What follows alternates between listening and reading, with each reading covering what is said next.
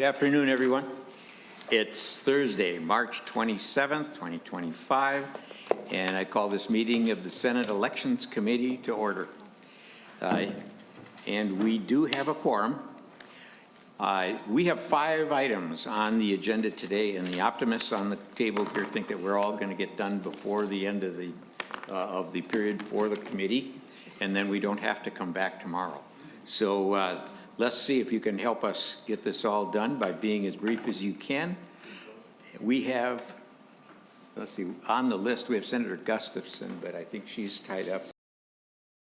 Oh, there she is. Yes. Senator Gustafson has Senate File 2236, the repeal of statutes found unconstitutional, and we will be laying this bill over. All right. Senator Gustafson.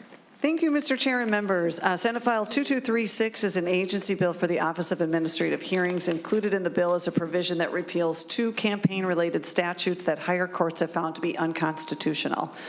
Section 211B.06 makes a person guilty of a gross misdemeanor for certain actions related to disseminating information in political advertising, campaign material, or a letter to the editor that the person knows to be false or communicates to others with reckless disregard of whether it is false. And then section 211B.08, that precludes a religious, charitable, or education organization from requesting a candidate or committee to contribute to an organization, subscribe for the support of a club or organization, buy tickets to entertainment, or pay for space in a publication. These repealers would simply ensure that the Minnesota state statutes are up to date based on recent higher court rulings. With me today to testify this bill is Abigail Rankin, Associate General Counsel of the Office of Administrative Hearings. Thank you, Senator. Thank you, Senator Gustafson. Ms. Rankin, please identify yourself and proceed with your testimony.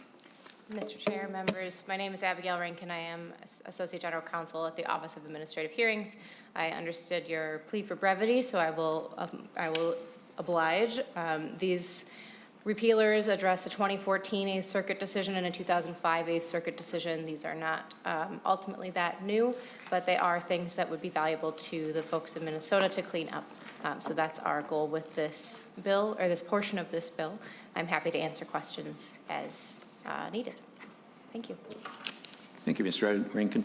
And just for the committee's information here, we're only dealing with those items that are in our jurisdiction, which is section 7 on 4.6.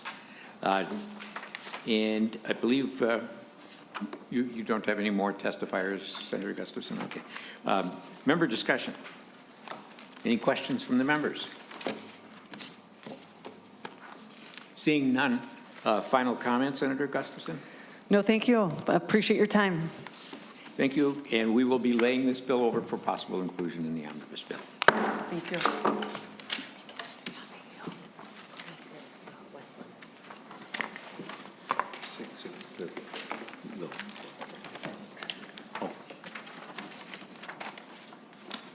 We will skip on our list. Everyone will go to Senator Westlin on SF 2768, disclosure of virtual occurrence on statements of economic interest. And this bill also will be laid over. Senator Westlin. Thank you, Mr. Chair. I am presenting Senate File 2768. Much like stocks, virtual currencies, commonly known as crypto, have volatile value which may be impacted by political actions and events. Senate File 2768 adds crypto with a value of $10,000 or more to the list of assets that require disclosure on statements of economic interest. So it's a fairly straightforward and fairly simple bill. And I do have one testifier, Mr. Chair, Mary Hartnett. Thank you, Senator. Thank you, Senator Westlin. Senator Westlin and Ms. Mary Hartnett is coming to the table.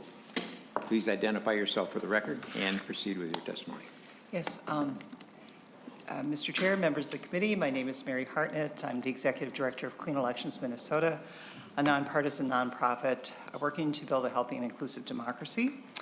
And I'm here today to speak in support of Senate File 2768. requiring the disclosure of virtual currency holdings on the statement of economic interest for candidates. And I'd like to thank Senator Westlin for introducing this bill. As we all know, virtual currencies such as Bitcoin have grown significantly in popularity and value over the past several years. These assets have moved beyond niche investments and are now an increasingly mainstream financial tool. However, with this growth comes a need for increased transparency, particularly among public officials and candidates. When individuals run for office, their financial interests must be open to scrutiny. This is essential to ensure that there is no undue influence or conflict of interest in the decisions they make while in office. Virtual currencies, like any other financial asset, can potentially affect an official's decision-making, especially when public policy's decisions may impact the value of these currencies. By requiring candidates to disclose these holdings, we ensure that voters have a complete picture of their financial interests, which can contribute to greater public trust in the electoral process. As it stands, individuals are required to disclose a range of assets. Virtual currency should be treated the same as any other financial asset. Requiring the disclosure of virtual currencies is a necessary step toward modernizing the financial disclosure process and keeping up with the evolution of financial markets. By doing so, we can further strengthen the integrity of our elections and make sure that our public officials remain accountable to the people they serve. Thank you for your time and consideration. I urge you to pass this important bill to ensure that virtual currency holdings are included in the Statement of Economic Interest for all candidates. Thank you. Thank you, Ms. Hartnett. Thank you, Ms. Hartnett. Any further comments, Senator Bolt or Senator Westlin? Thank you, Mr. Chair. I would just say that this does incorporate, as we recall, Senator Draheim presented a bill to us that would have people report the sales and value of stocks and so forth. This does incorporate that concept into this language as well. If you look on 2.17 to 2.21, that is the heart of the provision requiring that each virtual currency be listed if it has a value of more than $10,000 that's owned in part or in full by the individual or the spouse. And it does require a listing date or dates of the value of each purchase or sale of the virtual currency. And again, as Ms. Hartnett mentioned, this is to provide additional transparency for members of the public who may want to see on the economic interest statement information about their elected officials. Thank you, Senator Westlin. Any comments or questions from the committee? Seeing none, Senator Westlin, final comment? None. None. Okay, this one will be laid over for possible inclusion. So thank you, Senator Westlin, for 2768. Now, we're going to go to Senator Boldon with Senate File 2236. It's notices for closed polling places. And we will also be laying this one over. And Senator Boldon, I believe you have an author's amendment as well. Thank you, Mr. Chair. Yes, I do have the A2 amendment, which is just some technical changes from, on advice from the Office of the Secretary of State. Thank you, Senator Boldon. Do you have any testifiers? Mr. Chair, could we adopt the I'm sorry, amendment first? we have to vote on the amendment. So the A2 author's amendment is, Senator Boldon moves that. All in favor say aye. Aye. Opposed, nay. The A2 amendment is accepted. So Senator Boldon. Thank you, Mr. Chair. And yes, I do have a couple of testifiers, but will briefly explain the bill first. And this is a common sense, straightforward bill that actually came about from the experience of voters who may not be every election voters and thought they knew where their polling place was based on where it was last time they voted, went to that polling place, and it had changed unbeknownst to them, and then they were confused as to where to go. So this, again, is just a straightforward common sense provision that says if a location of a polling place has changed, that there just should be signage for people to know that that is the case and where to go then. And so with that, Mr. Chair, I do have a couple of testifiers. Thank you. Thank you, Senator Boldon. Please introduce your first testifier. I believe it's Emma Rage from Common Cause.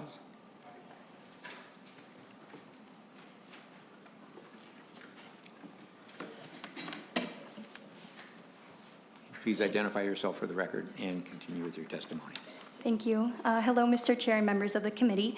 My name is Emma Rage, and I'm the Policy and Civic Engagement Manager at Common Cause, Minnesota. You have a written statement from my Executive Director, Anastasia Belladonna, in your packets, but I'm going to highlight some key points in my testimony today. Common Cause Minnesota is a nonpartisan organization dedicated to creating an open, transparent, and accountable government. As you know, we do have a C4 arm that we use exclusively for lobbying, and we never endorse political parties or candidates. We have over 1.5 million members nationwide in 28 state offices. In Minnesota alone, we have 26,000 members, and despite belonging to various party affiliations or not being affiliated at all with any party, they have come together to support our work of ensuring that our republic's democracy is safeguarded and everyone's voice counts. Part of our mission is to ensure that every eligible Minnesotan can make their voice heard through their ballot, regardless of partisan affiliations, socioeconomic background, race, religion, gender, or zip code. And each year we run Minnesota's only nonpartisan election protection program. This bill addresses issues we've seen bubble up through our field volunteers who are trained by election law attorneys to answer questions. And there are more details about our Minnesota Votes election protection program in the written statement in your folders. After Election Day, we debrief with our democracy partners and work with local election officials to resolve the issues that we encounter during election season. And we're grateful to Senator Boldon for moving Senate File 2846 as it addresses a couple of the reoccurring issues we've seen while we run this program. The proposed changes outlined in 2846 effectively address each one of our concerns, or each one of some of our major concerns. And the bill mandates that if a polling place is changed, local election officials must send a non-forwardable notice to every affected household that has one registered voter at least 25 days before Election Day. This helps ensure that our voters are well informed in advance of Election Day to any changes to their voting location. And additionally, it requires that a notice in large print be posted at closed polling places if practical and states the location of the new polling place. This notice must be visible to voters who vote from their vehicles, and importantly, must also be available in all of the non-English languages required of a polling place. By implementing these changes, Senate File 2846 addresses the needs of diverse communities and enhances the clarity of communication regarding polling place changes. This bill is a vital step towards ensuring that all voters, regardless of language or mobility, have the information they need to confidently participate in our republic's democratic process. The passage of Senate File 2846 will significantly contribute to a more transparent and accessible voting experience for Minnesotans, and we ask that the committee vote yes and support this bill. Thank you for your time this afternoon. Thank you, Ms. Rage. Now we have Michael Stahlberger via Zoom. Is Mr. Stahlberger online? Mr. Chair, members of the committee, good afternoon. I'm Michael Stahlberger, Director of Property and Environmental Resources for Blue Earth County. My department's responsible for administering elections for about 40,000 registered voters. Thank you for the opportunity to testify today. I'm here on behalf of the Minnesota Association of County Officials. MACO represents all 87 counties' auditors, treasurers, recorders, finance officers, and that includes county elections administrators. Serving Minnesota's voters is a responsibility that our association's members take very seriously. We work constantly to enhance the efficiency, the administration, and the security of elections statewide. While Senate File 2846 potentially increases the workload for election administrators, it also enhances voter efficiency. For that reason, I'm here to express our association's support for the bill. We appreciate Senator Boldon's efforts to bring this proposal forward, and we are grateful for her careful consideration of the language used to update the current law. This Senate file requires a large print notice to be posted, if practical, at the closed polling place, directing voters to the location of a new polling place. This notice may also need to be in multiple languages, as was described, and it must be visible from motor vehicles in the parking area, again, if practical. The notice must be posted for elections until a presidential election occurs or until redistricting occurs. The Secretary of State will also provide an example or sample of this notice so that we have consistency statewide. The language in this proposal is very similar to the requirements for voter notification when a polling place is already being relocated in the result of an emergency on or near Election Day. Election administrators work to establish polling places in buildings that are stable and long-term features of neighborhoods. Consistent polling places reduce voter confusion and frustration, and they ease the logistics management of polling place supplies and delivery for us administrators. However, circumstances can and do change between elections. For example, in Blue Earth County, we recently had one of our polling places decide to no longer host voters due to safety and security concerns. We relocated that polling place just a half a mile down the road to a suitable replacement. And from a customer service perspective, we placed signage, much like will be required under this law, at that former polling place. This bill would now mandate that customer service feature and have that action be available to all voters across the state. I believe that many counties and cities already do this action, again, to provide better direction and customer service to voters, but having this in law will provide some consistency.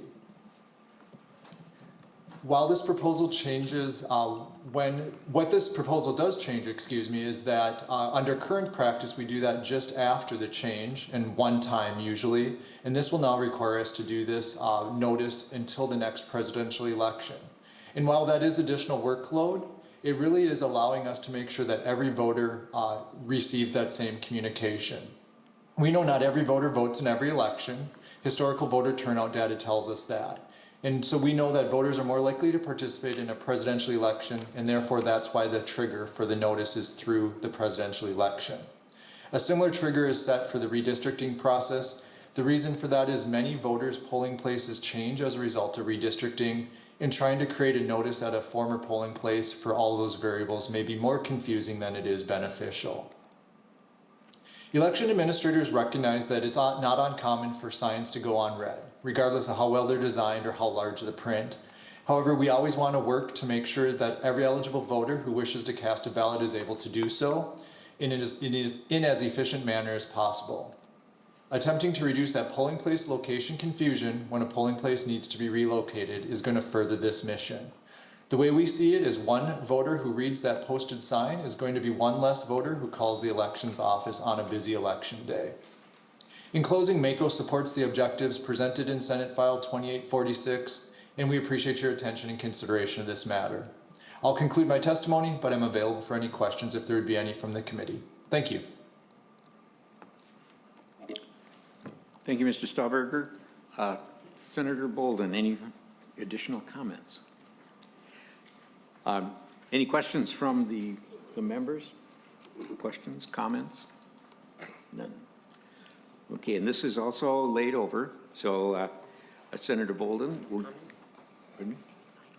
yeah, any final comments? Thank you, Mr. Chair. Just, I appreciate the discussion and the consideration.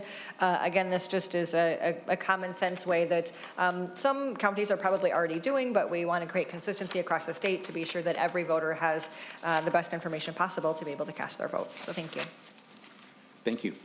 And this being laid over, Senate File, and if I did say this wrong before, it is 2846. Is laid over for possible inclusion.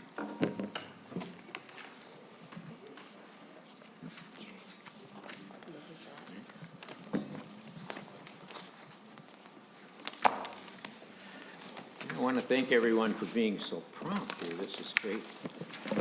So now we're into Senator Cwodzinski. We'll see if he's going to slow us down. Senator Cwodzinski. Well, I didn't hear what he said. Senate File 2412, and this one will also be laid over. Senator Cwodzinski.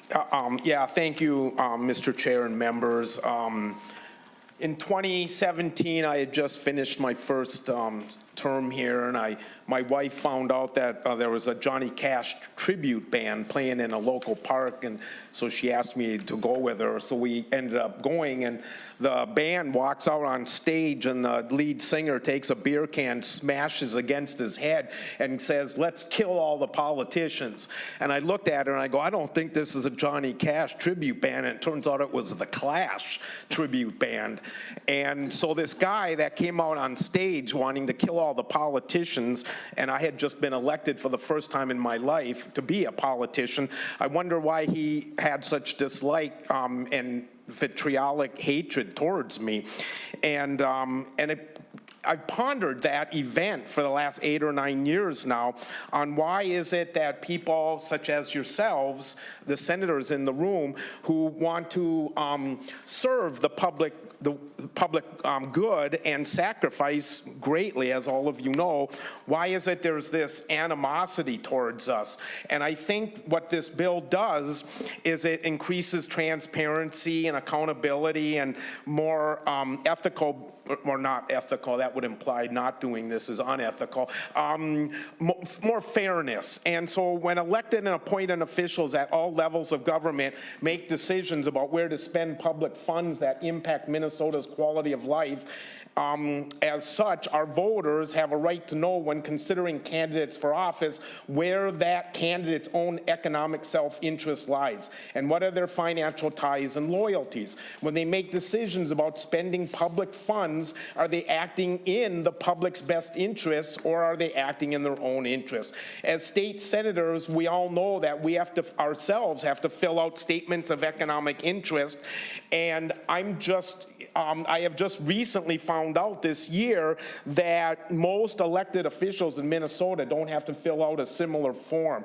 And when I found that out, I was literally shocked that I just assumed every elected official had to fill out that statement of economic interest, and because it is there for transparency and so that people know the elected officials that they're voting for are acting in the public's best interest and not in selfish interest. So with that said, I think I have a bunch of testifiers in favor of the bill. No, I'm kidding.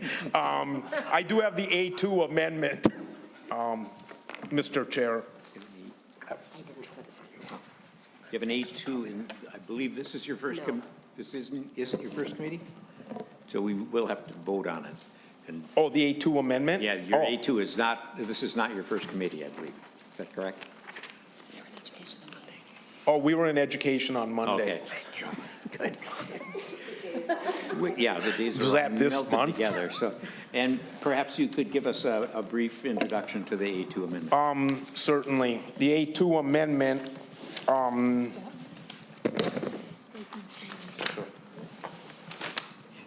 we get copies? oh, you're being so helpful.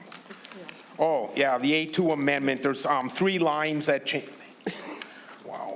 And members, it is in our package. Yeah, well, it should be. But the A2 amendment changes a couple lines on, in the bill, lines 2.4 and 2.5 and 2.8, and it just clarifies that now the bill applies to all elected local officials and not just metropolitan government officials. So it makes that distinction.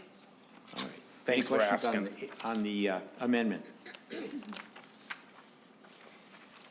Well, with that, all in favor, say aye. Aye. All opposed, nay. The A2 amendment is passed. So, Senator Cwodzinski. I think we're ready for your testifier, your first testifier. Your first testifier is Ms. Lewis from the School Boards Association. Good afternoon, Mr. Chair and Senator Cwodzinski. We see each other in another committee, so we're good friends. My name is Kim Lewis, and I'm with the Minnesota School Boards Association, a statewide organization that represents all 331 school boards across Minnesota. I'm here today with some concerns about Senate File 2412.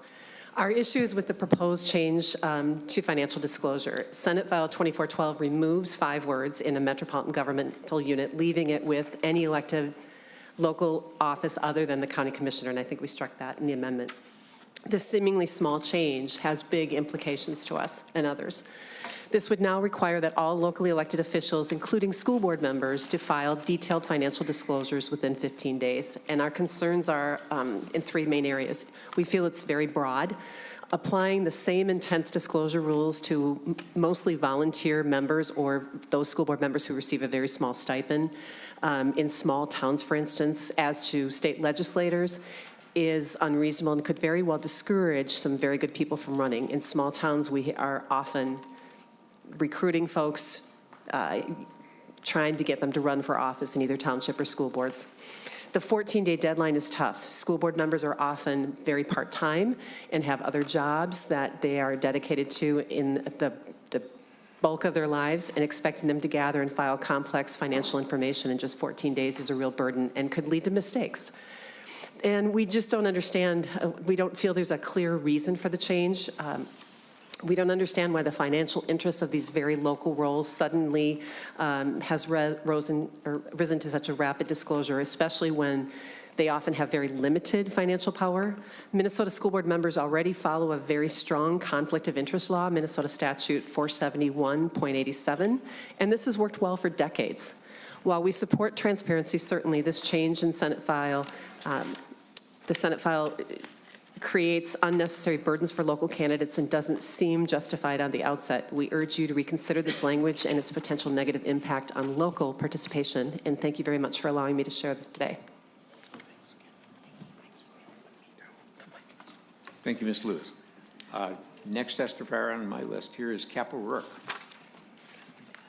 There you are.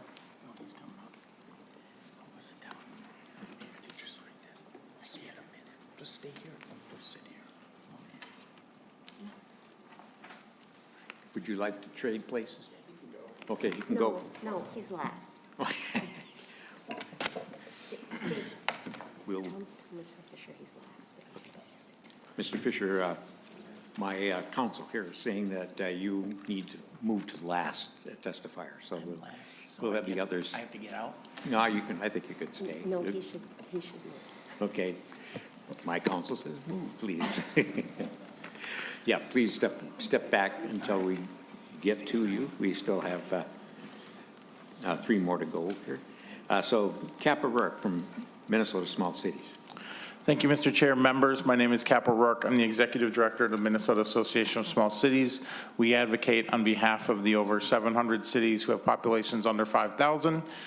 We have significant concerns with this bill, as was highlighted, the removal of the metropolitan government and just for all local officials. What this would essentially do is require any candidate in a small city that would have to fill out a statement of economic interest. I have this draft, as you members are all probably familiar with. Our big concern is that we have 650-ish cities who are outside, small cities who are outside the metropolitan government or metropolitan area. They range in size from 20-member cities all the way up to 4,995 populations. And many of these cities, especially the smaller cities, those under 100, getting candidates to run for city council and run for mayor is a significant burden. And in fact, oftentimes the mayor's race isn't a matter of I get to be mayor. It's more a matter of you lost a game of paper, rock, scissors, and you're going to be the mayor. And then having these people who are already being asked to do public service, come to a meeting at least once a month, maybe get $400 for that monthly meeting, plus additional meetings, maybe come down to the Capitol to testify in a bonding project or something other than that. There's a lot of time that goes involved. And then having it, and most of your community knows who you are, and now we're asking them to fill out a statement of economic interest of where their sources of revenue come from. We're also asking them to fill out this same document to where their spouses' sources of revenue come. That is a significant burden, and we think that we will lose candidates, and the opportunity or the ability for these councils to maintain candidates and maintain functionality will be a significant burden. And so we think that this is a solution in search of a problem. We have not seen malfeasance on many small city councils. We have not seen most of our communities know who is on their council. They tend to know where their revenue is coming from. They tend to know what businesses they own, and we don't think having them fill out these forms is going to clear that up. And I don't think it's going to add additional transparency. So we have significant concerns about this, and we would hope that you would not support this language. Thank you. Thank you, Mr. O'Rourke. Next testifier is Pierre Willette from the League of Minnesota Cities. Oh, Sure. Senator Barr would like to ask. Just a real quick question. You said you had a city that's down to 20 people. That's the size of the city. Did I hear you right? I believe the smallest city in the state, it's between two cities. I think it's either Cambrai or Funkley. And I think there are about 20 members, 20 residents in those cities. Mr. Chair, quick Senator Barr. follow-up. So how many board members are on that city of 20 then? Is it 3, 5? For an incorporated city, you have to have 5 city council members. Thank you, Mr. Chair. Yep. Appreciate it. Any further questions to follow up on that? Okay, next testifier is Mr. Pierre Willett from League of Minnesota Cities. Thank you, Mr. Chair. Senators, Pierre Willett with the League of Minnesota Cities. We represent 841 of the 860 cities in the state of Minnesota. I don't have too much to add to Mr. O'Rourke's testimony. On its face, the bill seems like it's a good bill, good public policy, requiring statements of economic interest. However, we thought it was important for the committee to understand that the bill constitutes a significant expansion from those who would have to file those statements, and significant work on behalf of local jurisdictions for those that have to process, record, and make these statements publicly available. Cities of all sizes are under increasing pressures to do things, especially unfunded mandates from the state of Minnesota and other pressures, both financial and the work they do. This would just be another thing that cities would have to do. We're especially concerned on behalf of the small cities, as Cap had mentioned, that these requirements, they have just a few employees, and it's just another duty that the 1 or 2 employees that they might have for that city have to do. Lastly, in a time when we are having trouble, as Mr. O'Rourke said, the filling positions and filling council positions, that we believe this bill might have a chilling effect. At one time, I represented the Minnesota Association of Soil and Water Conservation Districts, and in 2014, when they expanded that requirement to them, there were quite a few that decided they were no longer going to participate, or they just up and quit. So we want to be sure we're careful about the application of this requirement. Thank you, and I will stand for questions. Thank you, Mr. Willett. Now we have Matt Hilgard from the Association of Minnesota Counties. Mr. Chair, members of the committee, good afternoon. My name is Matt Hilgart. I work for the Association of Minnesota Counties. I would echo some comments alongside my other fellow local government advocates here. And believe it or not, county governments, even though we're a little bit bigger than cities and townships in general, are also having some of the same recruitment challenges. And in fact, there's many cases where write-in candidates are winning county election seats, and we are also struggling to find people. And I think that's actually an interesting just topic in general, if there is an off-budget year where we can discuss the fact that local governments are just having this recruitment issue among elected officials, but also professional staffers, that I think is something that merits further discussion here among this committee. I think what Senator Cwodzinski is doing is noble in terms of trying to find this balance between transparency, financial kind of curiosity and need to know about the financial ties, but really tying that to the actual tie of the person filing and what their power is. Just so folks are crystal clear about the underlying law, all counties, 87 counties and commissioners already have to file financial statements. So unlike the previous testifiers, our elected officials are doing that. We are a bigger layer of government, so I will say that. What we're kind of looking at in this law, and I know I was talking to Ms. Fraser earlier and the senator, is that this is a definition, this reverts back to a definition of a local official, right? There's public official and there's local official. And how we define local official in statutes is a person who holds elective office, great, those are our commissioners, in a political subdivision in which the person has authority to make, recommend, or vote on, as a member of the governing body, major decisions regarding the expenditure of investment of public money. This definition is not just exclusive to elected representatives, it's also staff members. And so what I had reached out to folks just in terms of our concern is that I really want to make sure that we're being thoughtful on who we're applying this to. We already have extreme recruitment challenges in a lot of highly technical positions as it stands right now. As I'm reading this definition, I would be counseling my members across the state of Minnesota to have every single one of their department heads, every single one of their auditors, every single one that touches a financial book in the county or even comes to a county board meeting that presents a budget item, put those economic interest statements in. We do have financial audits. And at the end of the day, the buck stops with the elected county commissioners who are voting on those policies, procedures, those budgets in public meetings that have already filed their economic interest statements. So what I wouldn't want to do is have someone in the counties where we're already asking for statutory permissions not to have a county engineer because we can't find someone to fill it, to find someone highly competitive, being courted by private sector and the public sector, potentially say, wait, I have to put my financial life on a document open to the public in a small community. Well, that's the tipping scale for me actually doing this job. So that's just the thoughtfulness that I'm hopeful if we do go towards this trend and walk through this later this year, I think maybe we look at something along the public official definition where the legislature has been more tactful at actually defining who are we talking about that we want financial statements from. Obviously, you have us as commissioners. You already got that. But is there someone that you have in mind that you're really wanting, the county administrator or someone specifically that you say these folks should do it? That's where I'd say let's continue that conversation. Thank you very much for the opportunity to testify. Mr. Hilgard, Senator Westlin has a question for you. Actually, for Mr. Hilgard, Mr. Willett, and/or Mr. O'Rourke, we've just heard about the kind of the onerous nature of requiring smaller municipalities to make this requirement of individuals. I'm going to assume that we have people in the larger metropolitan units do it because it's important information that should be disclosed, that there's an idea that there's a potential conflict or we want to be aware of where people might have a pecuniary interest, and I'm having a hard time understanding why that would be less so for a smaller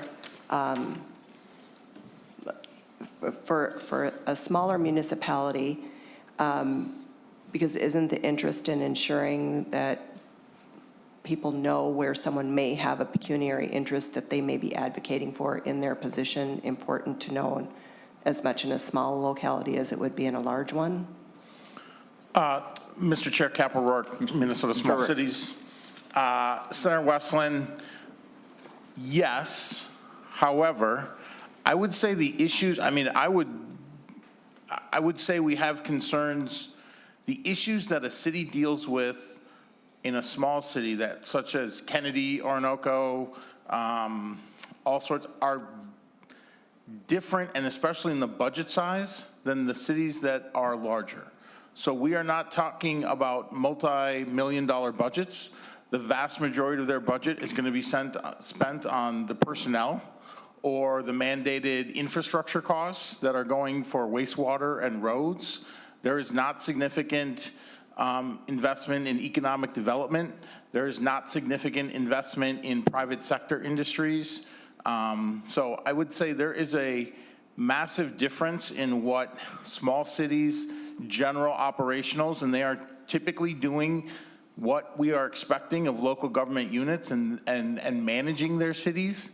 And the room for malfeasance and the area to spend money to benefit oneself is, I would say, negligible in our small communities. There's simply, if you look at the budget meetings and the dollars that they're spending it on, it's kind of exactly what you would expect for small communities. And I would argue that happens in the metro area cities as well.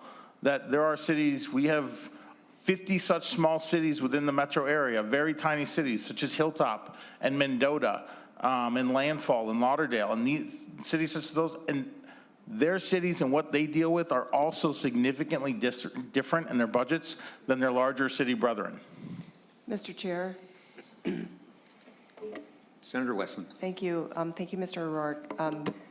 But don't small cities make decisions on hiring contractors and things like that where they may be directing business potentially to a business they have their own economic interest in? I mean, they do make zoning decisions, they make contract decisions, and so on. And so I guess, like I said, if the reason why we require a statement of economic interest of other people who are holding office or who are in responsible positions, it seems to me that the transparency requirement is is paramount regardless of the size of the city.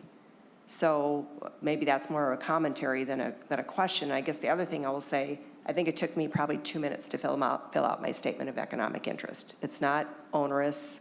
It literally took a couple of minutes to do. You know, if we are really concerned about and committed to this idea of transparency regarding individuals who are holding office and making those sorts of decisions, it seems to me the transparency is important regardless of the size of the municipality.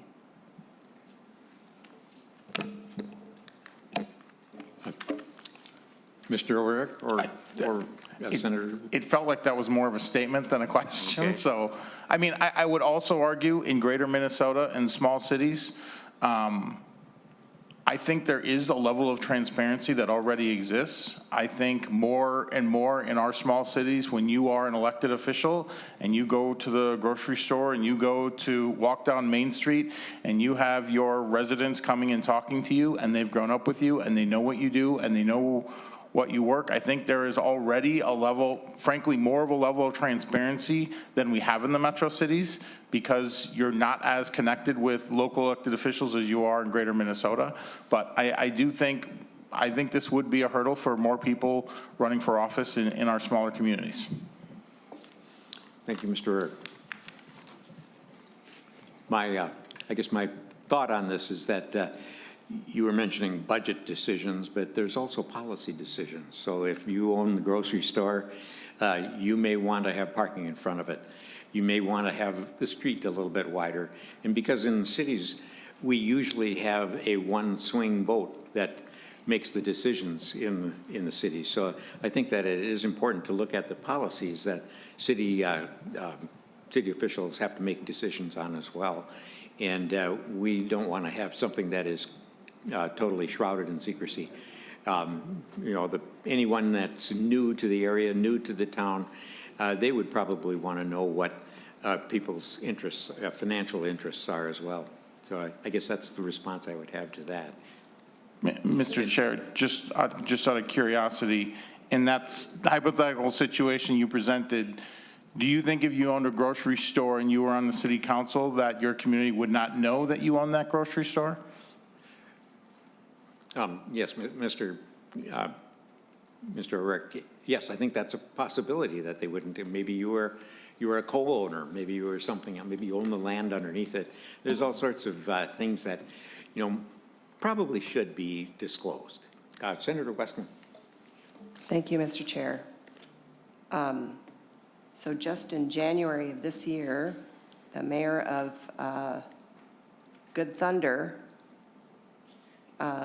which is a small city in southern Minnesota, was placed on probation for a conviction connected to an investigation involving the embezzlement of public funds. There was also information provided to the sheriff's office from the auditor regarding potential or alleged financial conflicts of interest. And so I get the idea that people may know their neighbors better in smaller towns, but it doesn't necessarily mean that malfeasance isn't happening. And for a very small, very short statement of economic interest, to provide a little bit more transparency, I just don't think it's an onerous requirement, but the suggestion that this isn't happening in smaller towns is just not accurate. Senator Cwodzinski, you have a comment? No, a final comment? No, No. a comment on. I have a final comment. Okay. And Senator Cwodzinski, do you remember what the threshold is for disclosing an asset? I do not. I believe it's $5,000. So, you know, you have to have, to some people, especially in maybe a small town, $5,000 is significant value of an asset. But you don't disclose your homestead. So we have another testifier, Mr. David Fisher from Clean Elections, Minnesota.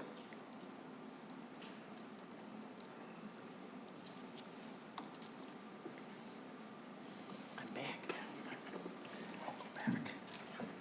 Thank you. Chair Carlson, members of the committee, I'm David Fisher, a volunteer advisor with Clean Elections Minnesota. I think you're familiar with our organization. And I apologize for the seating arrangements here. I'm still trying to figure that out.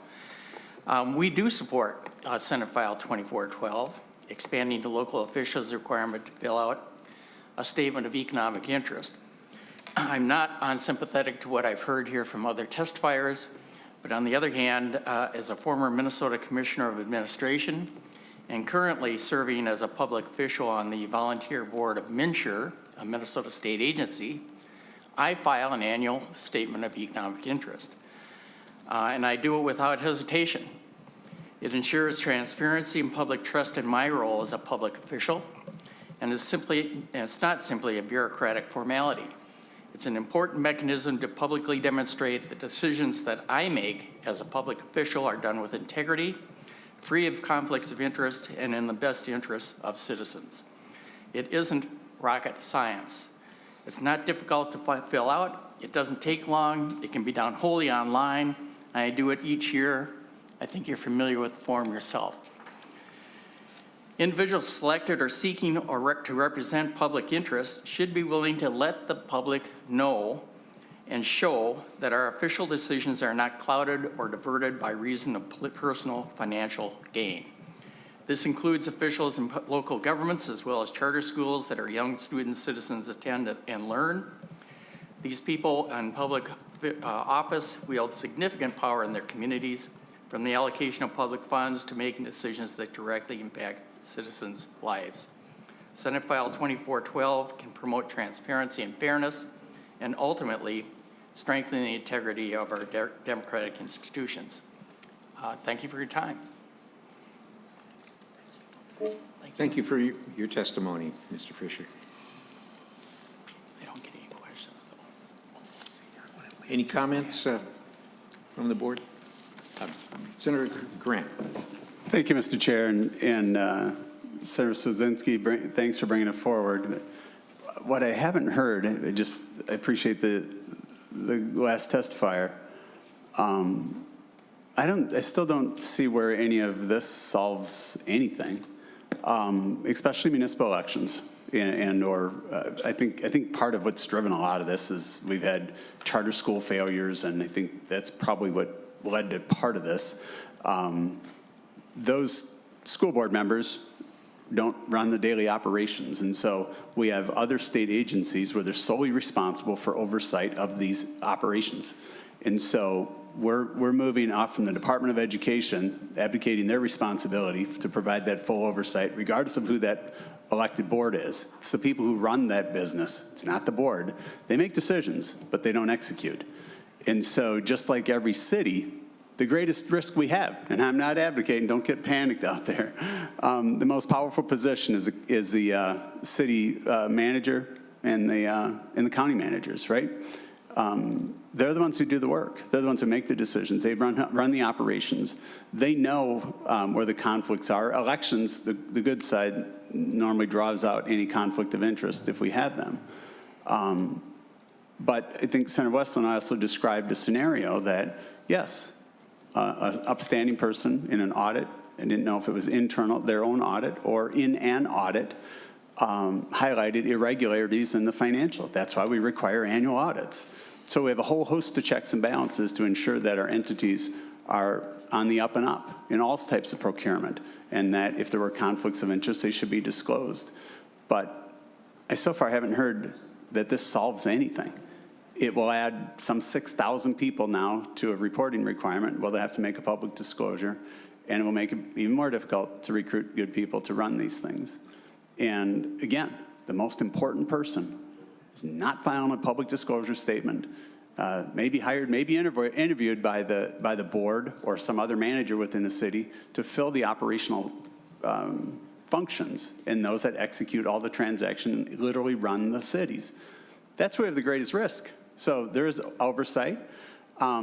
If somebody were to take a nefarious, or they had a nefarious bone in their body, do you think they're going to be honest on their public interest statement? I mean, those are the things that, right, if those things occur, we've got so many other checks and balances baked in that I think this is a solution to a problem that doesn't currently exist. So, and then I guess the question I have is, this appears to be a significant amount of work. 6,000 new people are going to be required to file and report on this. What is the effort from the Campaign Finance Board? And I don't see a fiscal note on this.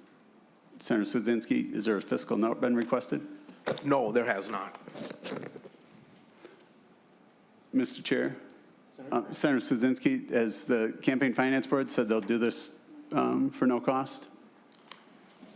No, they have not. Senator, Why do I feel like I'm in the McCarthy hearings? Senator Cran, we have Mr. Sigurdson in the audience. Perhaps he can give us. That's why I asked it, Mr. Chair. So. I know that's what you're. Senator Cwodzinski didn't call the backup in quick enough, so.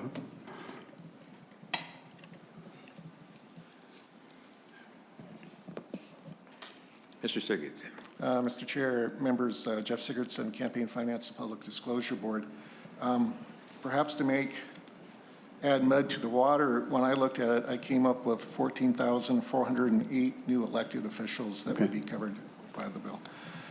However, the filing of the document under the current language of the statute is not with the board, with the exception of county commissioners and soil and water district supervisors. All other local elected officials, including in the metro area for those cities covered, they file with their local jurisdiction. So that does limit the cost factor for the board. We're not the filing agent. We're not chasing around individuals who have failed to file. In general, that's going to be the obligation of the political subdivision. Thank you. Mr. Chair? Thank you. Thank you, Mr. Sigurdson. I was under the impression we're rolling these under campaign finance. Okay, so Senator Cwodzinski, have you requested a local impact statement? No. Mr. Chair? Senator Grant. Senator Cwodzinski, have all the testifiers here that will now be required to engage in that work, did they agree to do it for no cost? Can you repeat the question? Senator Cwodzinski, Mr. Chair, have the cities and counties all agreed that they would do this at no cost? There will be of no cost to them or additional work to administer the new reporting requirements? No. Okay, Mr. Chair. Senator Grant. So, Senator Cwodzinski, could you tell me when they file the economic interest statement and the city manager, the city clerk, or the anybody in the school board or whoever's managing that, what effort will they go through to validate the accuracy of that economic interest statement?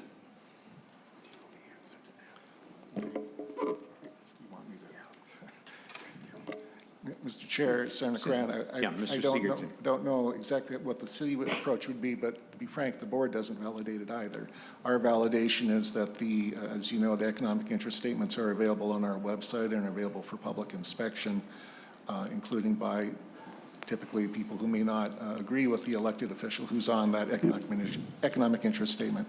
But there isn't an action by the board, and I don't believe there's anything in this existing statute that requires the filing agent to validate the information on the statement. Thank you, Senator Grant. Mr. Chair, and thank you, Mr. Sigurdson. So now we're putting this burden out there. We're not going to validate any of it. The only way we would be aware of a conflict of interest if somebody acts upon it and somehow is located or it comes up through the traditional checks and balances that we have in place today. Somebody knows somebody's tracking that. City administrator or an internal auditor and or the annual audit will highlight some anomalies.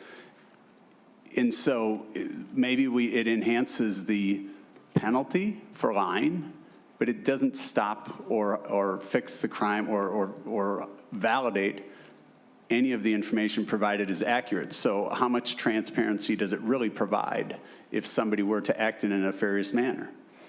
You're not validating it. They're not required to validate it.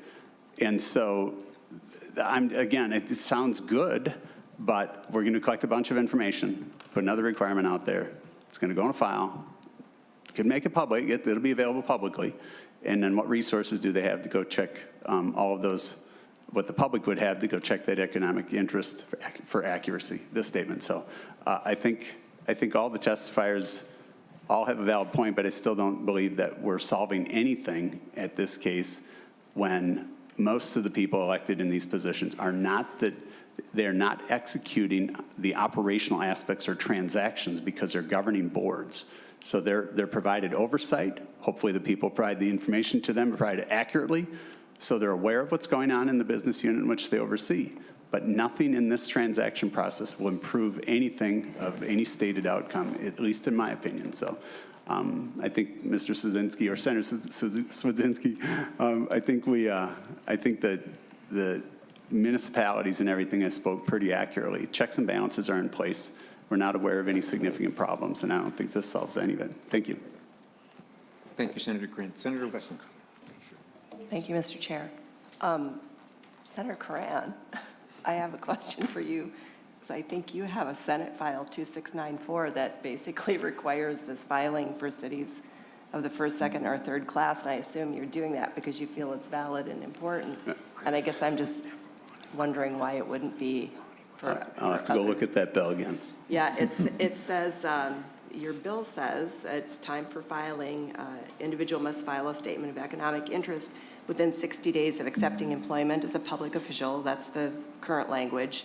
A local official in a metropolitan unit, or, and this is your language, regardless of geographic location, a local official in a city of the first, second, or third class. So then when they testify again, when we hear my bill and they testify against, I'll have to retract it. Thank you. Thank you, Senator Grant. Senator Boldon. Okay. Then Senator Barr. Thank you, Mr. Chair. So these economic interest statements for the local officials would be filed with the local officials. So in the town of 20, do they just put it in a drawer? Or does this have to be public? You know, I'm just kind of curious with the school boards. Is it filed at the school board? Where will, if any one of these, either Kim Lewis, if she's still here, or Cap O'Rourke, or League of Cities, Pierre Willett. If any one of the three of them want to take that, I'd be happy to. Well, he said, I talked to, he testified it was filed with the local officials, not with the campaign finance, so. Mr. Chair. Any one of the three, I'm good. Mr. Chair, Kim Lewis with the Minnesota School Boards Association. I believe they're filed with the office within the school district, the person that does all the election work, so they may set up the election, et cetera. They would just be filed in that office, to the best of my knowledge. If it's anything other than that, I will be happy to get back to the board. To Mr. Chair, go ahead. Go ahead. Senator Barr, you want to ask? Ditto with what Ms. Scott just said, and I think one element here I just want to reemphasize is that the local official definition is, it's not just county administrator, it's anyone in a public position in which they have the authority to make, and this is the word that I think is pretty nebulous, recommend or vote on. Now, it would be clear if we just combine that to vote or even make budget decisions, I think that would narrow this pool. But by my interpretation of that, this expands that list outside of what even Mr. Sigurdsson's number is to a vast number of people that have some kind of tentacle related to putting together budget documents that will go before 16 different layers of government before it even reaches an elected county commissioner board for that final vote. Senator Barr. Thank you, Mr. Chair. So if I could get Kim to answer this one, make sure I get Ms. Lewis, get this right here. So when you fill out your economic interest statement, it gets filed. That's not actually on a website. So if somebody wanted to see it, they'd have to actually come to the school board? Mr. Chair, Senator, I believe that could be that or through a FOIA request, or I don't believe they would be, according to any statute that I'm aware of, not like our campaign finance disclosures that do have to be published. I don't believe they would, so they would have to make a request, make an appointment, specifically ask for that document. Senator Barr. And thank you, Mr. Chair. One last question. Is there any requirements to safeguard any of this data? I mean, I know an economic interest statement doesn't exactly have a lot of information on it, but there is, you know, public, private, confidential, there's different classifications. Is there any of this, now that you've opened up so many more people to file on this, is there going to be any requirements on that? Mr. Chair, if I might address that one. Okay, Just under Mr. current, Sigurdson. Senator Barr, under the current statute, all information on the economic interest statement is public information. Other questions? Senator Port. Thank you, Mr. Chair. Thank you, Senator Cwodzinski, for bringing this. I think it's an important conversation. Not because I think it's really important that we dig down into people's lives or, you know, some of the, I don't know, scary thoughts people have, but because I think voters want transparency.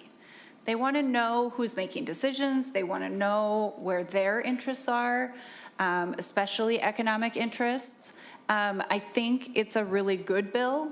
I don't disagree with Mr. Hilgard that we could maybe tighten up the definition to make sure that we're capturing people that are voting and making these decisions, and I'd be happy to, you know, continue to work with you on that. I also think, like, there's been a lot of talk about how onerous this is or how much information it is or people won't sign up. Like, there's actually not that much information on an economic interest statement unless I guess you own a racehorse.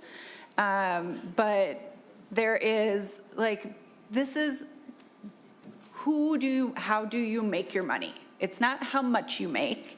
It's not how much you have or you own. It's where are your economic interests? And I think that the public does have a right to know that. I think it is something that is increasingly, voters don't trust in elected officials to be acting in the best interest of the community because there's so much money in politics. And voters don't know if their officials are actually representing them or if they're representing special interests. So I think this is a great idea. I also think we should talk about where is this publicly available? How do we make this publicly available? Would be happy to continue to talk with you on it, but I do think overall the idea is a really good one, and I appreciate you bringing it.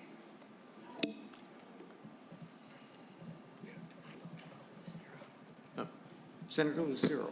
Thank you, Mr. Chair. And if Senator Cwodzinski, I apologize for being late. So our previous committee ran long because we were discussing equally important information in the Housing Committee. But anyway, I was late, so I didn't hear the opening remarks on this bill. I'm just seeking very briefly, can you confirm what is the new scope? So who is going to be required under the new language? So currently, city councils are or are not candidates are or are not required to do statements of economic interest and or school boards. So just a real brief, like who is the new? The new is any public official and correct me if I'm wrong, any public official that makes or recommends public policy. Senator Lucero, follow up. Thank you, Mr. Chair. And since I wasn't here for the entire conversation, I'll just, my concern is I can think back to the days when I ran for city council. The first time I ran back in 2002, I was in my early 20s. It was overwhelming, to say the least. And running for public office, there are a lot of do's and don'ts. When you think of the literature or the signs and having to have the disclosure there, where do you go to get the information? Where do you go to get the correct information? And when you think of the contribution requirements then at local city council race, and it's overwhelming. And now to add this on top of it, I'm just envisioning there are people that are going to either be dissuaded potentially from running, and or this is just adding on to, when looking at that packet for those of us who filed, when looking at that packet, here's the do's and don'ts of running for office. And when you are having never done this before, and especially at the local level, it just becomes scary, I guess is the best way I can put it. And so I can think that there will be people now who don't want to get ensnared by something inadvertently, an administrative error. They didn't cross the T or dot the I, and then therefore might be subjected to whatever, and it wasn't intentional, but it just is overwhelming. So that's my concern on this language, is it's piles on top of, and I think those are we have to think back. So I think many of us were on councils and other offices before the legislature. And so when we're in the legislature, we've done this enough times, we take it for granted. But just think back to those first-time candidates, these local officers who don't know anything of any of the procedures. It's just can be overwhelming and dissuades, and I don't want to ensnare people inadvertently who didn't mean to, not file something, but they didn't know, and therefore their opponents are going to go after them for an administrative error. So thank you, Mr. Chair. Any other comments? Senator Cwodzinski, any further comments? Couple of comments. It is overwhelming that first time, Senator Lucero. It's just so much, and it's all new. And I think, before I give, the takeaway for me today is I started with an anecdote of, politicians, let's all get rid of them because they're horrible. And that's what I'm trying to do, is to change that. As elected officials before me, think of all the times that you're like literally taken by surprise when somebody says to you, thank you for your willingness to serve. Because usually you don't get that thank you for your willingness to serve. It's an attack, or not an attack, but, intellectual curiosity that might be a little might be unwelcome. And when you do get that, thank you for your willingness to serve, how can we have more people understand that this is being an elected official is a sacrifice, but we love what we do. And, but the big takeaway from some of the testifiers today and some of my colleagues' comments is people will be discouraged to run for public office. And for me, I want everybody to want to serve. At some point in our lives, in a democracy, we don't want to discourage people by the amount of paperwork. We want to encourage everybody to, at one point in their brief time on this planet, to want to serve the public good, and whether it's on a school board or soil conservation officers or the state senate. So how can we encourage more people? And if people are negative towards their elected officials because they feel we're a bunch of self-centered people that are just out to line their pockets with money while they're here, then there's something we can do more. But I just want to end. I woke up in the middle of the night thinking about this testimony, and I immediately went to the Federalist Papers. Yeah, I knew you'd like that. And in Federalist 51, James Madison writes, if men were angels, no government would be necessary. And if angels were to govern men, neither external nor internal controls on government would be necessary. But in framing a government which is to be administered by men over men, the great difficulty lies in this: that you must first enable the government to control the governed, and the next place oblige it to control itself. And I think that's what this bill does. So thank you, members, and thank you, Mr. Chair. Thank you. And Senator Cwodzinski, I'm going to assume that that's your final comments. Mm-hmm. And this bill is laid over for possible inclusion in the omnibus bill. So thank you, Senator Cwodzinski. We will go to the next bill, which is Senator Port, Senate File 905, original source disclosure.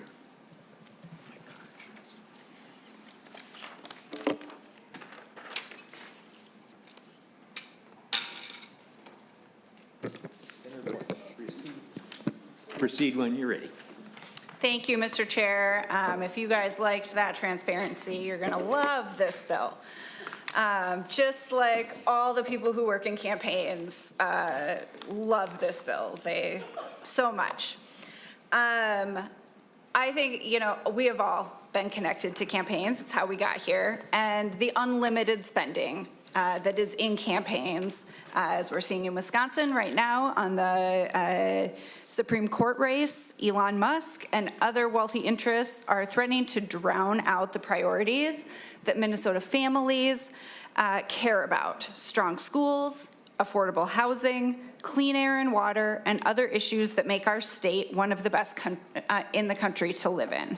This bill offers us an opportunity to pass meaningful reform that will help Minnesotans know who is spending millions of dollars to influence our elections. With this new law, Minnesotans will finally be able to track the true source of big money behind negative campaign ads and independent expenditures, putting an end to the shell game, which has allowed wealthy interests to hide their involvement in our elections. Original source disclosure will help us put an end to deceptive fundraising practices. With the extreme number of PACs and fundraising groups working in our state, Minnesotans often can't be sure that their donations will be put towards causes that they care about. The new notice required by this bill will give families and grassroots donors greater clarity on how their donations will be spent, as well as an option to opt out of campaign spending entirely. Outside spending has hit a record $4.5 billion in the 2024 federal elections. And there's no question that dark money is dominating political spending in Minnesota and across the country. When wealthy special interests are not only able to outspend every other group in an election, but hide that they're doing it, our campaign finance system is fundamentally no longer holding up the will of the people. Original source disclosure will shine a light on dark money and wealthy interests in Minnesota elections, leaving billionaires and big money interests with nowhere to hide. The reporting and transparency requirements in this bill carefully target big spenders and corporate interests. They do not discourage individual Minnesotans and grassroots donors from contributing to the issues and candidates that they care about.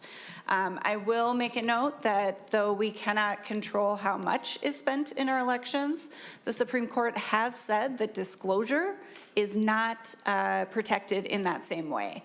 And this has been held up in multiple states. I think we've all gotten those pieces of mail in our mailbox that say like Americans for Trees or Minnesotans for Forests. We have no idea who that is. And in many cases, Americans for Trees gives to Minnesotans for Forests, who gives to something else, who gives to something else. And that's what you see a disclosure for. We have no idea who is spending that money in our elections in Minnesota across the entire spectrum of IE spending. And it is something that we can require. And this bill does that. And like I said, everybody who works on campaigns like this just loves it.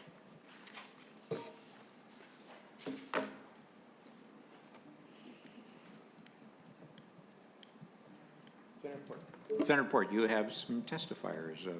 Mr. I do, David? Mr. Chair. If we could go to the testifiers, I believe I have David Fisher first. Mr. David Fisher, Clean Elections, Minnesota.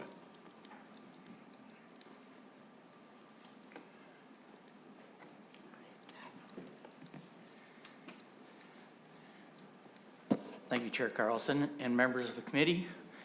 I'm still David Fisher with Clean Elections Minnesota. I'm an attorney and a professor at the University of Minnesota Law School and a former Commissioner of Administration, and I'm here as a volunteer with Clean Elections on behalf of Senate File 905. I want to just remind committee members that our Minnesota State Constitution states that government is instituted for the security, benefit, and protection of the people in whom all political power is inherent. And it further states that the amount that may be spent by candidates for constitutional and legislative offices to campaign for nomination or election shall be limited by law. And it further states the legislature shall provide by law for disclosure of contributions and expenditures made to support or oppose candidates for state elective offices. In other words, instead of concentrating wealth and power in the hands of a few, our governance structure does the opposite. Spread wealth and power throughout the citizenry, enabling them to protect their rights by voting for those who represent them in government, and then holding them accountable at the ballot box. Senate File 905 helps to close longstanding loopholes that have permitted veiled political actors to escape full transparency in order to influence our elections and override the will of citizens.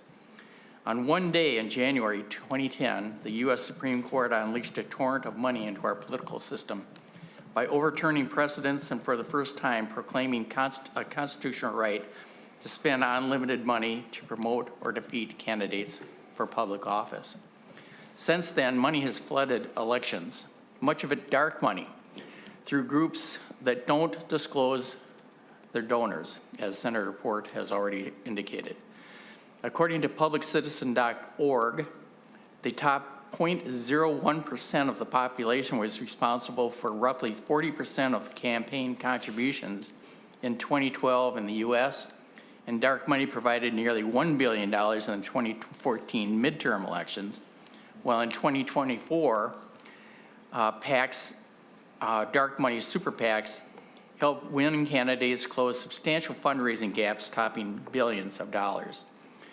Yet if you were to read that Citizens United decision, you'll find that 8 of the 9 justices of the Supreme Court indicated that the new moneyed free speech rights can and should be accompanied by commensurate responsibilities of full transparency and disclosure. So there you have it. Senate File 905 does just that. Under auspices of our own state constitution and these Supreme Court justices, requires public disclosure of the identities of contributors to covered entities. And it serves 3 key interests in my view. One, it provides the electorate with information as to where political campaign money comes from and how it is spent.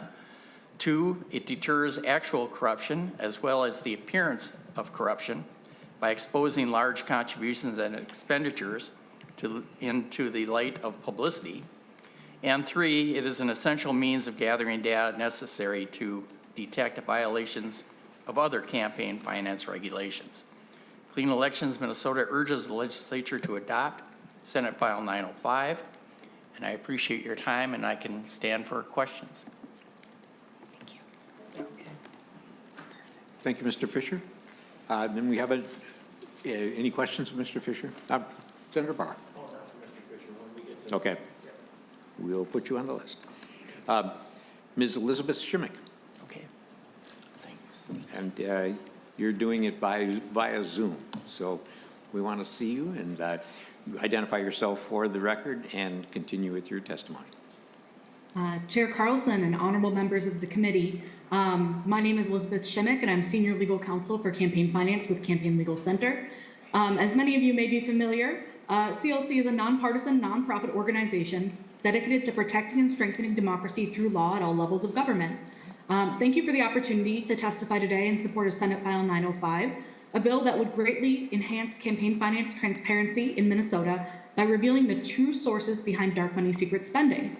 As the prior speaker already mentioned, since the Supreme Court's 2010 decision in Citizens United, outside spending in elections has skyrocketed, increasing from $205 million in 2010 to over $4.2 billion in 2024, and Minnesota has not been immune from this trend. Voters have a right to know who's spending to influence their decisions when they cast their ballot. However, secret spending funded by wealthy special interests impedes this right, and these wealthy special interests continually seek new ways to hide their election spending from the public eye. Original source disclosure, as in Senate File 905, would unveil dark money spenders and protect the integrity of Minnesota's elections by allowing voters to know which special interests are spending big money to influence their votes. It does this by requiring major outside spenders, called covered entities, to file reports identifying the original sources who contributed large amounts to support their covered campaign spending, a category that does include independent expenditures, electioneering communications, and spending for or against ballot measures.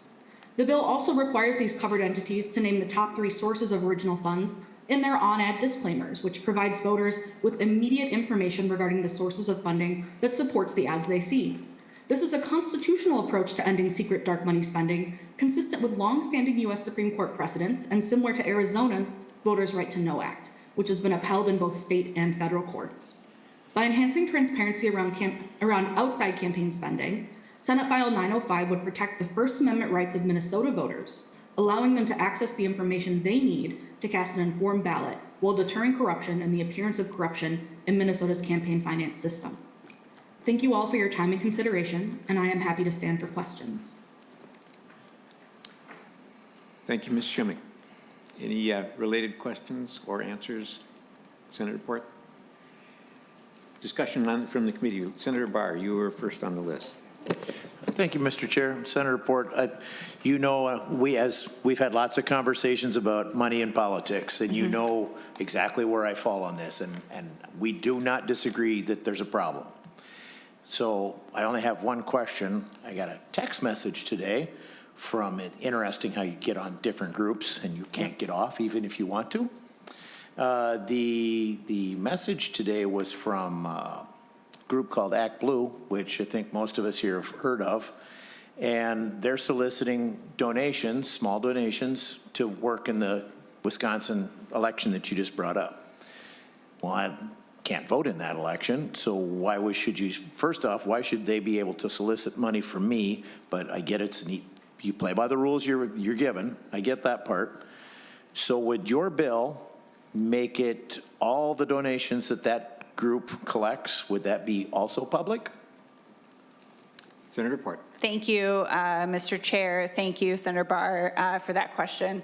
I think it depends on how they spend the money. If they spend the money on an independent expenditure that in aggregate is over $10,000, then they would in Minnesota be, if they spent that in Minnesota, so assuming they had a different race in Minnesota, then yes. That's my only question. Thank you, Mr. Chair. Senator Port, when you say spending over $10,000, does that mean in any kind of action, like if they do an independent expenditure, they become a different type of group? They promote a candidate? Correct, Mr. Chair. If they do an independent expenditure in aggregate of over $10,000 during an election cycle, or electioneering communications, which we added last year, they would have to file as, well, they would be supposed to have to file as a committee, an IE, and then would be held under these rules. So any organization that does electioneering or independent expenditures in an election cycle of over $10,000 would be held to these standards. Thank you. Senator Boldon. Thank you, Mr. Chair. Thank you, Senator Port, for your work on this bill over a period of time. I know this is not just coming up this session, and it probably will extend, beyond this session potentially. When you, in your opening, you sort of joked about how, everyone in campaigns loves this bill, and they don't. And that's okay, because who does love this bill is Minnesotans.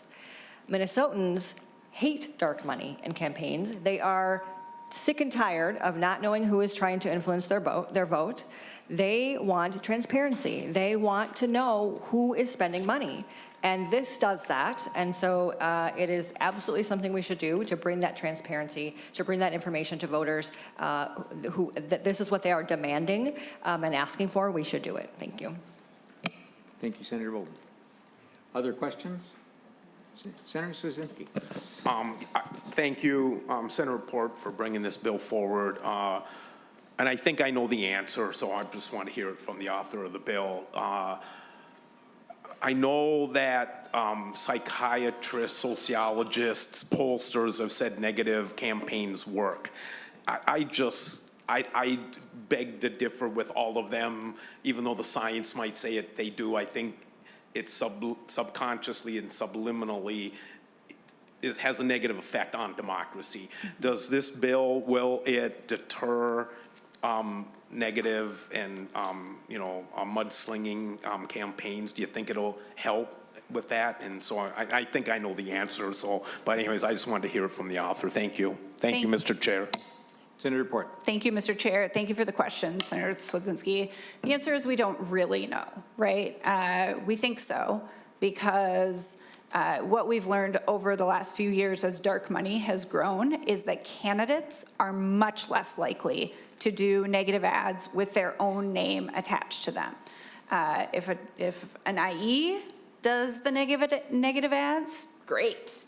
But candidates are less likely to put their own names on negative ads. So with disclosure of who is funding things, it is possible that they will not want to put their names on negative ads either. But it does not actually, is not able to control whether that would happen or not.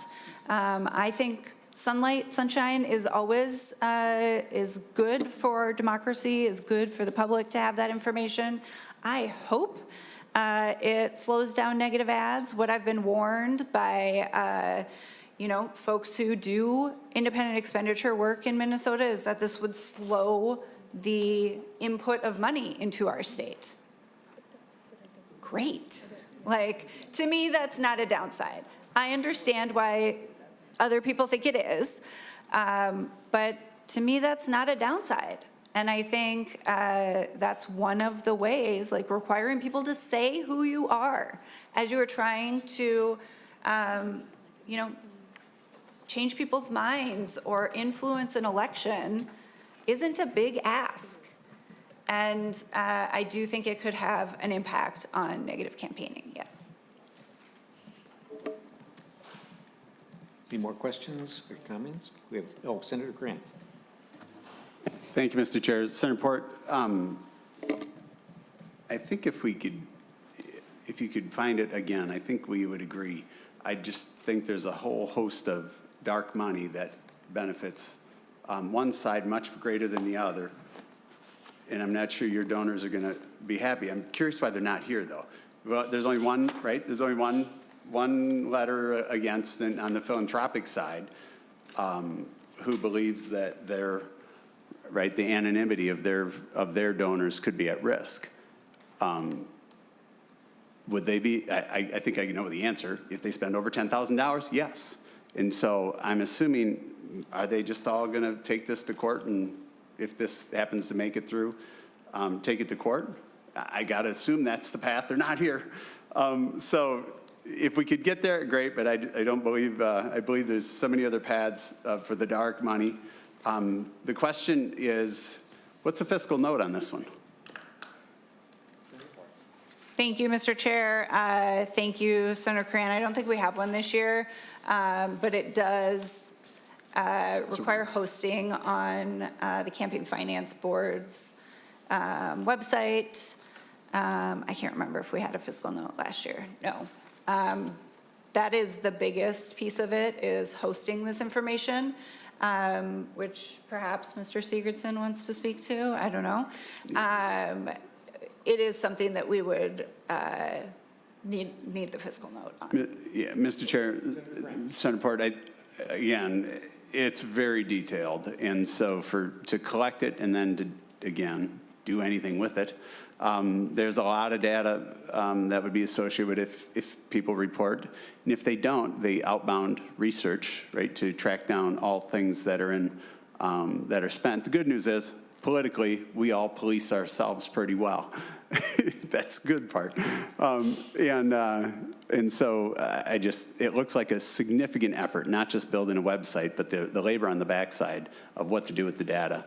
And because it's really, the data is useless without any overt enforcement, whether it be within the campaign finance, which normally is only complaint-based.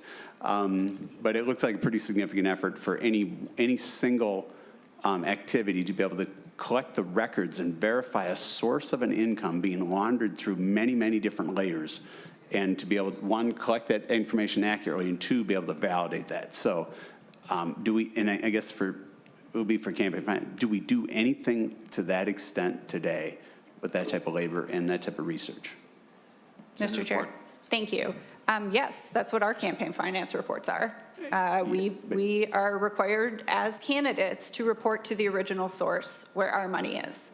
It is the same. This just requires that to be true of independent expenditures as well. They already have to file reports with the Campaign Finance Board. That information already exists on the website. This would just be an additional layer of information, their donor reports, which would be due first quarter on April 13th, second quarter on May 31st, 15 days before the primary, 42 days before the general, just like our reports, essentially. Mr. Chair. Senator Grant.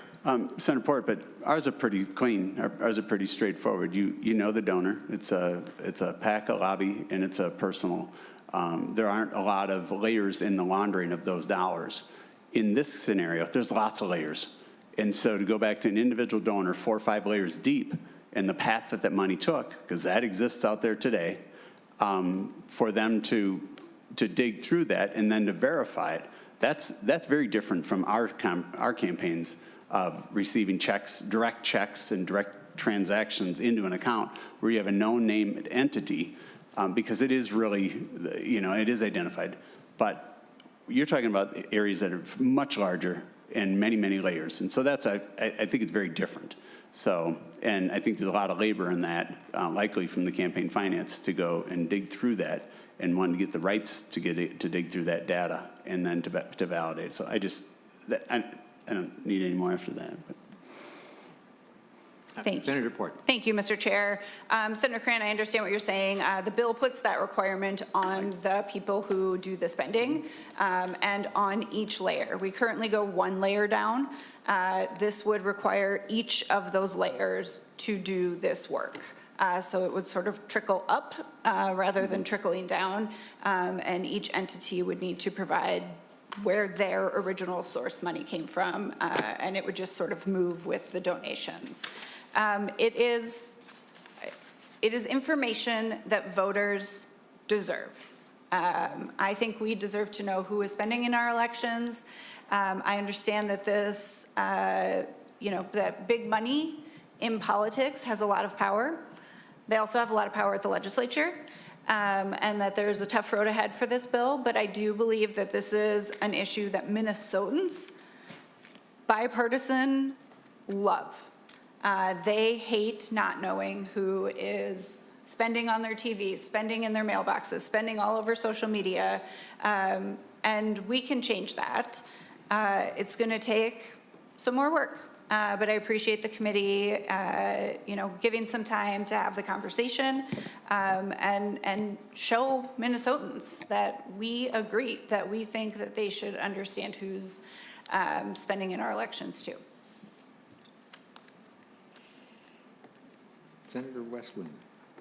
You don't have. I'm sorry. Mr. Chair, I just want to do a roll call. Okay. Senator Lucero. Thank you, Mr. Chair, and I love this conversation of visibility and transparency. And so my question is just to get clarity, because there are vast levels as the exchange between yourself and Senator Kramer just took place. There are vast networks in some cases, and they overlap and they're complex and they weave all over the place, and they're multi-layered in some cases. And I am by far from any expert on the complexities of campaign finance when it comes to these PACs and super PACs and independent expenditures, et cetera. So my question, Mr. Chair and Senator Port, is, I know that so in Minnesota, contributions have to tie, at least for our campaigns, have to tie back to individuals. I do not know what the rules are when it comes to independent expenditures, but I think in other states, it can be corporate entities and all kinds of things. So in Minnesota as well. Okay. So then I'm just thinking of a scenario as we think multi-layered. So if the actual expense, the final layer who makes the expense on whatever, social media, a lit piece, they received some funds from another PAC that has commingled monies from maybe individuals and itself other PACs and maybe corporate entities, and it goes another layer behind that, another layer behind that. And I just want to make sure I understood.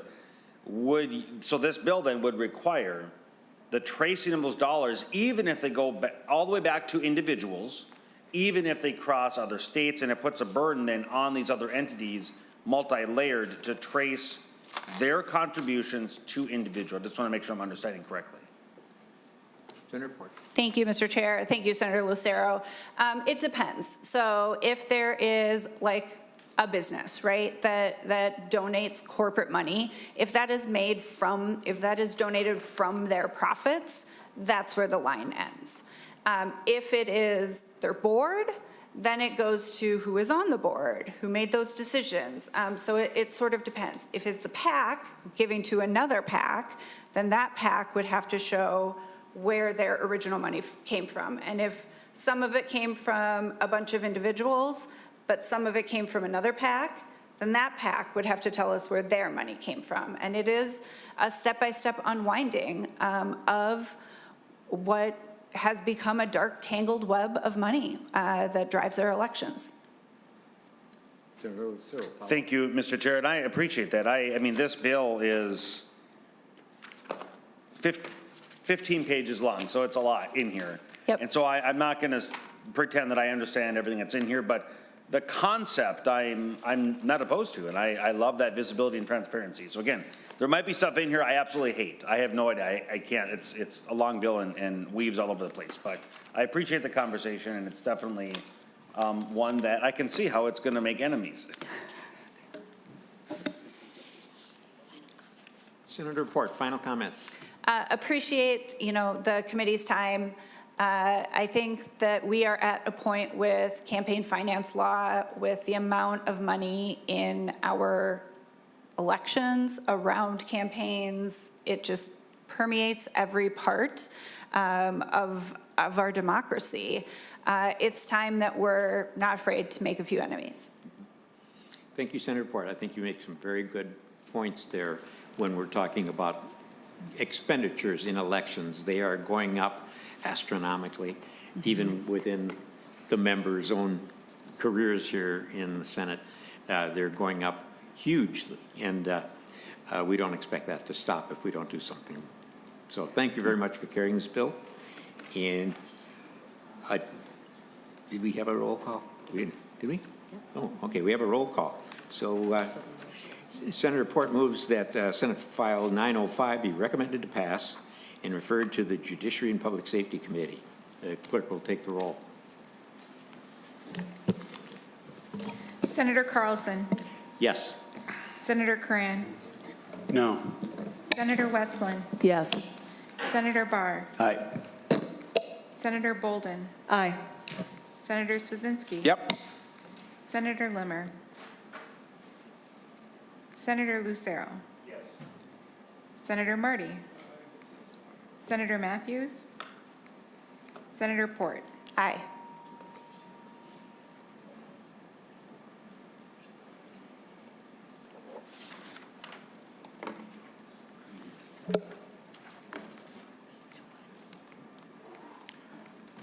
Members, being 8 ayes and 1 nay, Senate File 905, as amended, is recommended to pass and referred to the Judiciary and Public Safety Committee. Thank you, Mr. And thank you, Chair. everyone. That concludes our agenda for today. Meeting adjourned.